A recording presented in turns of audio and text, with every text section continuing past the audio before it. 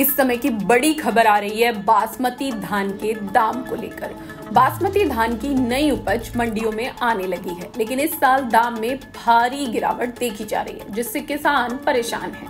पिछले साल बासमती धान की कीमत 3,000 से 4,000 रुपए प्रति क्विंटल के बीच थी, लेकिन इस साल भाव 1,700 से लेकर 2,500 रुपए के बीच ही चल रहा है। कई मंडियों में बासमती धान की कीमत सामान्य धान के न्यूनतम समर्थन मूल्य यानी एमएसपी से भी कम है।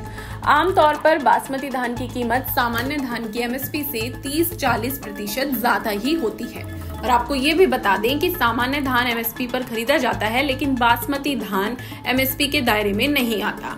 और इस समय जो बड़ी खबर आ रही है दाम को लेकर वो ये कि बासमती धान बहुत कम दाम पर बिक रहा है, इतना कम दाम जो सामान्य धान के एमएसपी से भी कम है।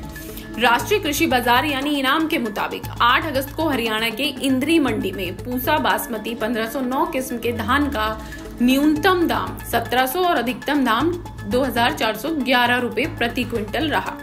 रादौर मंडी में न्यूनतम दाम 1,600 और अधिकतम दाम 2,460 रुपए प्रति क्विंटल रहा। करनाल में इसी किस्म के बासमती धान का न्यूनतम दाम 2,040 रुपए और अधिकतम दाम 2,350 रुपए प्रति क्विंटल रहा। राज्य की अधिकांश मंडियों में बासमती धान का न्यूनतम दाम सामान्य किस्म के धान की एमएसपी से भी कम चल रहा है।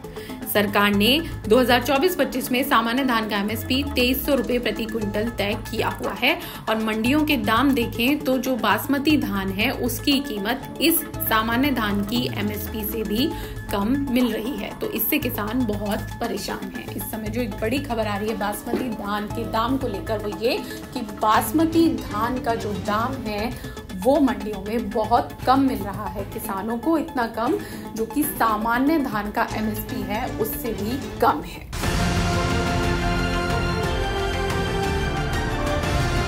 किसान तक खाना है तो उगाना है, किसान तक खाना है तो उगाना है, किसान तक खाना है तो उगाना है, किसान तक खाना है तो उगाना है, किसान तक खाना है तो उगाना है, किसान तक खाना है तो उगाना है।